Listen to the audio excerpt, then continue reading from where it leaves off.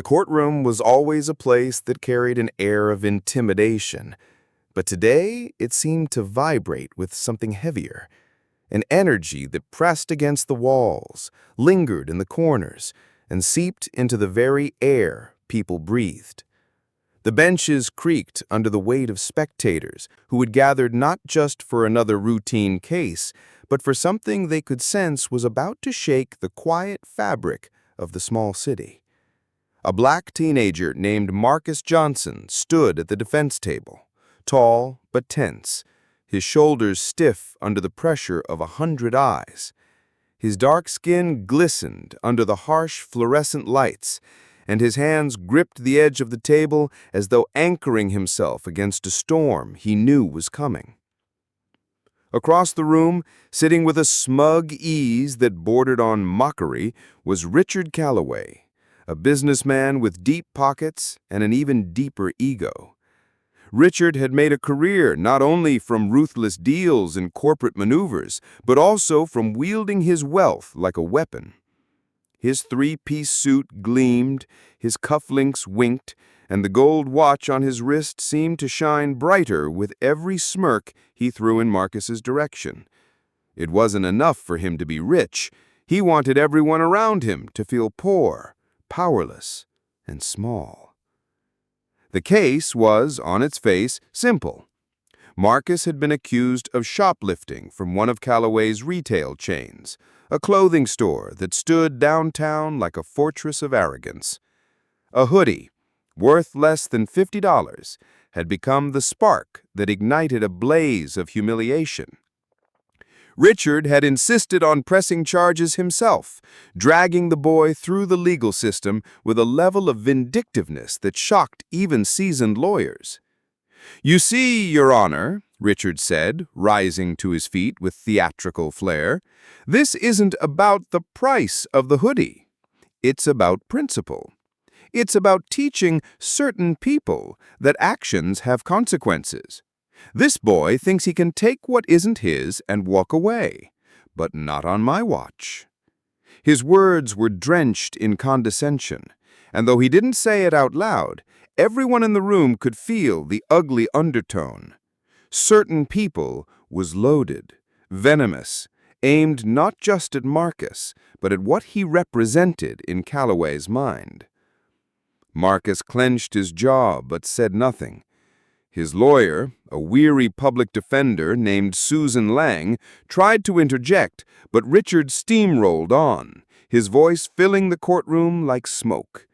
"My stores have been targeted by thefts again and again. If we let this slide, what kind of message do we send? That this boy, this young man, can disrespect the hard work of honest business owners and face no real consequences?" The gallery murmured, some nodding, others frowning. Marcus's mother sat in the front row, her face drawn but resolute. She had worked double shifts to keep her son in school, to keep food on the table, and she had watched him grow into a boy who was thoughtful, cautious, and far from reckless. She knew in her bones he hadn't stolen anything, but she also knew how the world worked. Sometimes the truth wasn't enough. Judge Rebecca Thornton sat quietly behind the bench, her eyes steady, her lips pressed into a thin line. She had been a judge for 12 years, and she had seen arrogance in every shade, but Richard Calloway carried it like a badge of honor. He strutted when he spoke, turning to the crowd as though they were his audience, his jurors, his shareholders. What he didn't realize, what he never realized, was that Rebecca was watching him more closely than anyone. She wasn't watching the evidence. She was watching the man, studying every word, every smirk, every calculated pause. Marcus finally lifted his head, his voice quiet but strong. He said, "I didn't steal anything. I was in the store. I looked at the hoodie, but I put it back. I walked out with nothing. I didn't do what he says I did." Richard laughed, the sound sharp and cold. "Of course you'd say that. They always do." He let the words hang there, poisonous and deliberate. The courtroom stiffened. It wasn't hard to know who he meant by they. Rebecca's gavel struck once. "Mr. Calloway, this is a courtroom, not your boardroom. You will choose your words carefully." But Richard only smiled, as though the rebuke had bounced off his armor. He leaned back in his chair, laced his fingers across his chest, and tilted his head in Marcus's direction. "The truth, Your Honor, is that boys like him think the world owes them something. They think they can cut corners, bend rules, and when they're caught, they play innocent." Marcus's knuckles whitened against the table. His lawyer whispered for him to stay calm, but every muscle in his body screamed with restrained fury. He wanted to shout, to stand, to fight back. But he also knew what happened to boys like him when they raised their voices. The evidence, thin as it was, had been twisted into a rope Richard intended to use to hang Marcus's reputation. A grainy surveillance video showed Marcus holding the hoodie for a few seconds, then setting it down. But the store's security guard, a man loyal to Calloway, claimed Marcus had stuffed something into his backpack. The video didn't show it clearly, but Calloway's word, his authority, weighed heavily. The hearing dragged, Richard's monologues cutting deeper with each word, while Marcus's defense struggled to gain ground. It was the kind of imbalance everyone had seen before, wealth and influence towering over the fragile truth of a teenage boy. And still, Rebecca watched. Her gavel rested in her hand, her eyes fixed on Richard, her mind working in silence. By the time the first recess was called, the tension was suffocating. Richard walked past Marcus on his way out, pausing just long enough to lean down and hiss, "Enjoy this while it lasts, kid. By the time I'm done, you won't even be able to walk into a store without people looking at you like a thief." Marcus didn't move, but his mother did. She rose from her seat, her voice low but fierce. "You're not breaking my boy, Mr. Calloway. Not today, not ever." Richard only grinned, adjusting his cufflinks, as though her defiance were nothing more than background noise. He left the courtroom with the confidence of a man who believed victory was already his. But Judge Rebecca Thornton remained behind, her fingers drumming the bench. She had seen enough. She had heard enough. And though no one yet knew it, the storm Richard was so sure he controlled was about to turn on him in ways he could never have imagined. The recess did nothing to cool the air. When everyone returned, the tension felt sharper, like glass ready to crack. Richard swaggered back to his seat with the air of a man stepping onto a stage, not into a courtroom. He tapped his gold pen against the table, loud enough for Marcus to hear, as if reminding the boy of everything he could never afford. "Let's get this over with," he muttered, loud enough for those nearby to catch. "Some of us have real business to attend to." Susan Lang, Marcus's lawyer, rose slowly, her shoulders heavy with exhaustion.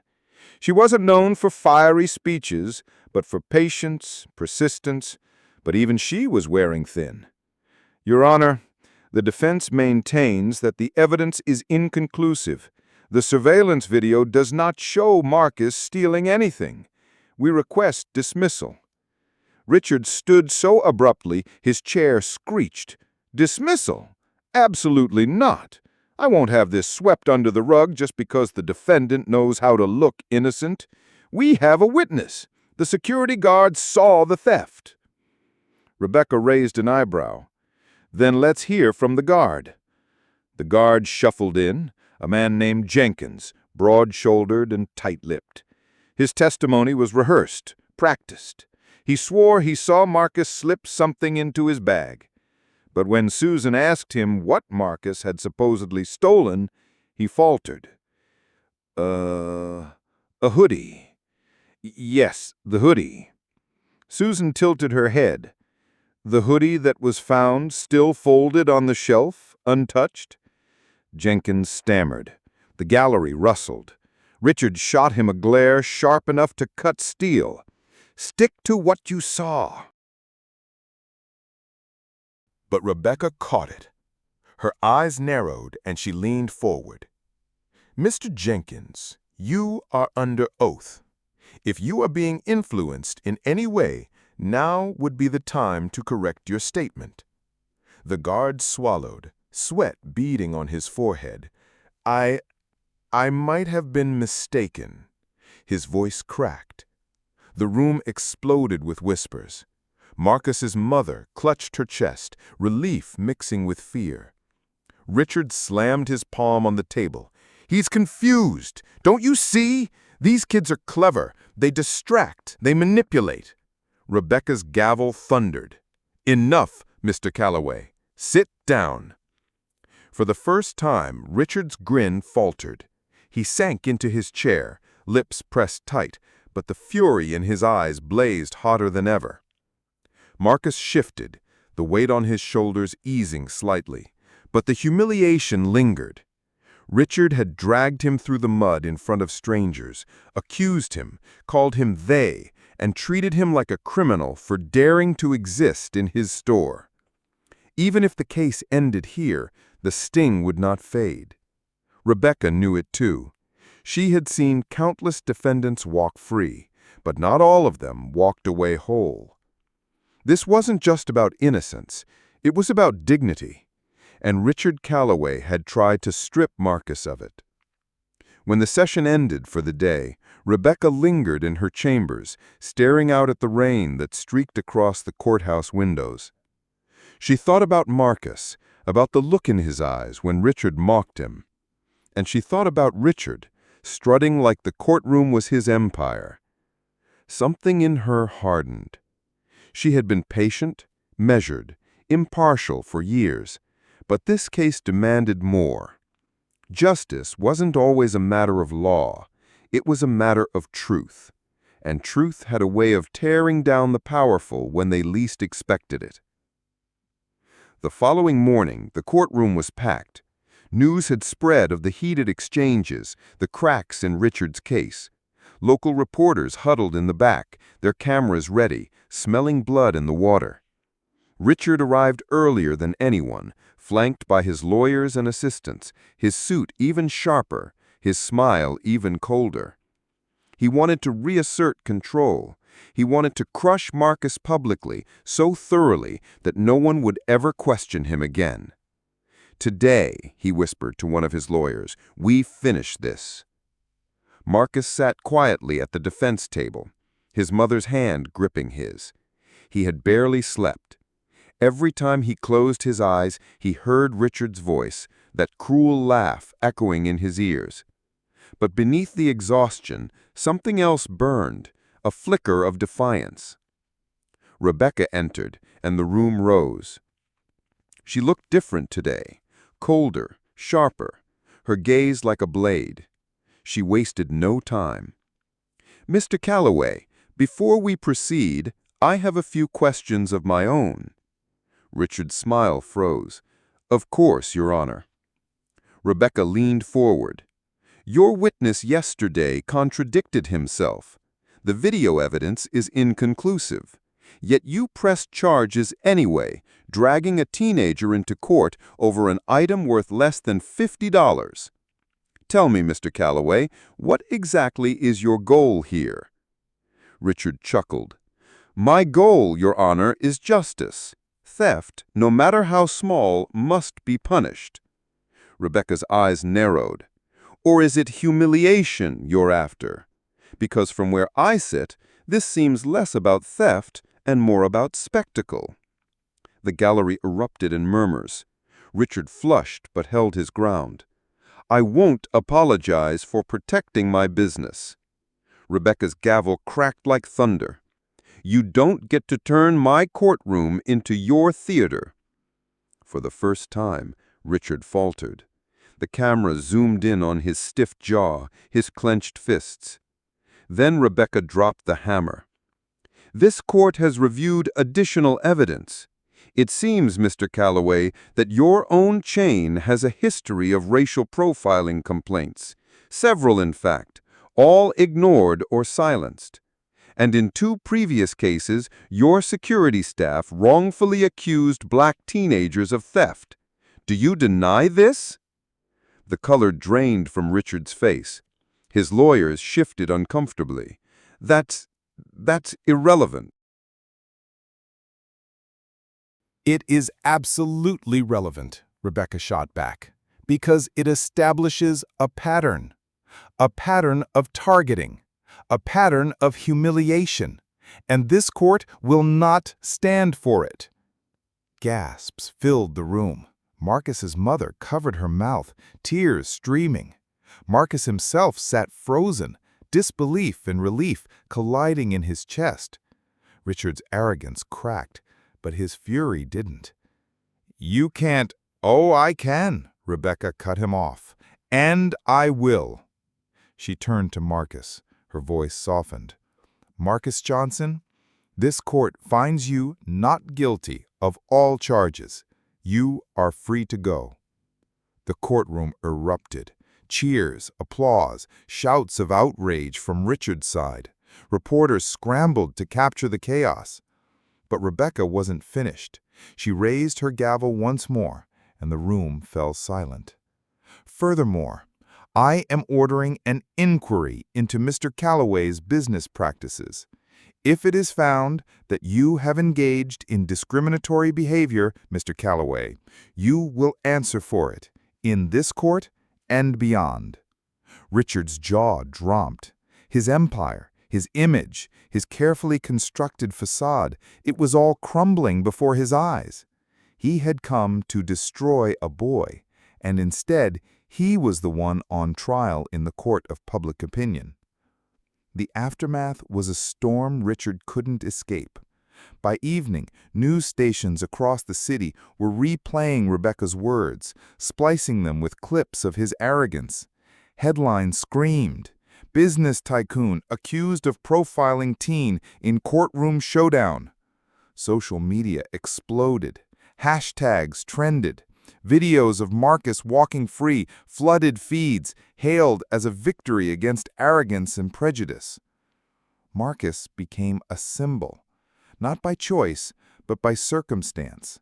People saw in him every kid who had ever been followed in a store, every teen who had been judged before being known. Strangers approached him on the street, thanking him, hugging his mother, telling him he was brave. Richard, meanwhile, was drowning. Protesters gathered outside his stores, holding signs that read, "Justice for Marcus" and "Boycott Calloway." Sales plummeted. Former employees came forward sharing stories of discrimination, mistreatment, and cover-ups.